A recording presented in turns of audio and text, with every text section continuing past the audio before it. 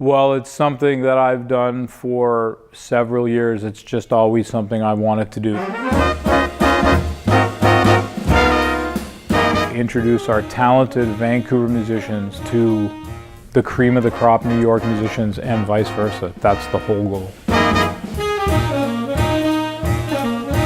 I actually preferred playing in this format, a little bit of a smaller band than a normal big band. The normal big band can get sometimes, not always, but sometimes a little unwieldy. It's more of a more like a chamber ensemble. We can play a little more subtle, get more of a blend in a way, and not have to play so loud. The overall sound is good because the music was written very well. I mean, everything is there for us to use to express ourselves. It's really fantastic. This ensemble felt like a small group. With an 11-piece band of jazz musicians, what we were able to achieve was a small group feel with a large group sound.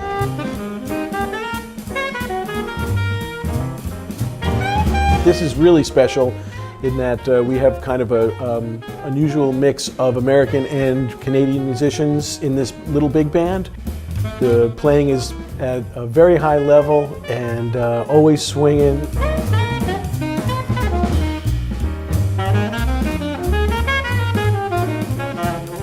And the music is also really beautifully written. Jill Townsend and Bill Cory have really stepped up and written some beautiful arrangements.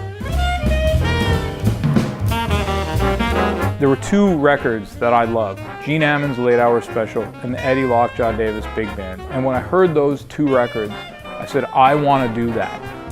I was amazed to flip over the record and see that it was only 10 and 11 pieces. And so I immediately went to Bill and Jill and I said, look, this is what I want. If you think you can do it, fantastic. If not, then, you know, I want to abort the mission right now. From the second we started rehearsing this music, I knew they got it. Like, you knew exactly what I was talking about. And that was another thing around putting together the strongest possible players. You know, Gary Samulian plays in every big band known. Steve Davis, same thing. Same with Joe Magnarelli. Just look at their resumes, and they're used to playing in big ensembles, so they get it.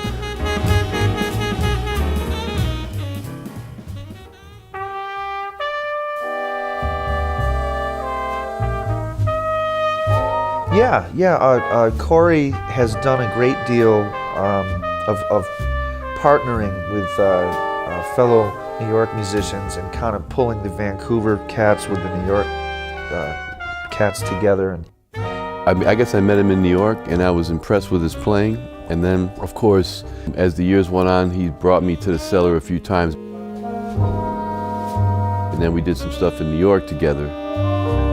Of course, he had his club, the Jazz Cellar, for many years. And then Cellar Live Records. But you know, Cory's a great player. He's a great tenor player and just a like-minded comrade, you know, for all of us to work with. So it's natural, but he's also very industrious and entrepreneurial and very generous.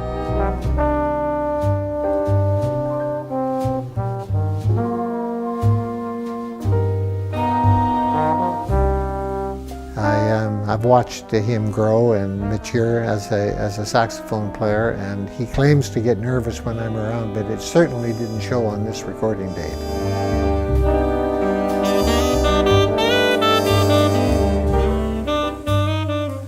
He played beautifully and hired 10 of the best backup musicians that I think he could have gotten his hands on. I think we view Cory as somewhat of an ambassador for jazz music. Coming out to Vancouver, yeah, it's a long way, but it's totally worth it. And once you get here, the city's so beautiful and the people are, yeah, it's a beautiful scene. I love being here.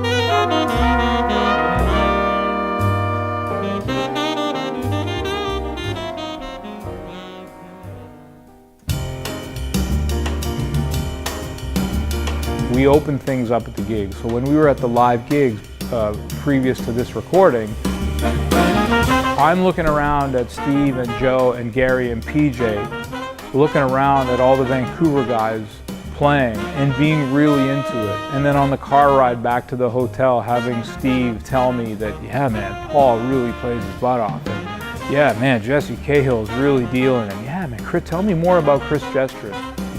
And that's what I want to do, because I grew up in this community. These are my people, these are my friends, and I want to introduce them. I don't have visions of them becoming a part of those guys' band. That's not what it's about. It's about making beautiful music in the moment and having these guys come out of their comfort zone of their own bands and coming and playing with new people, and having Vancouver get to experience what it's like to play with New York musicians.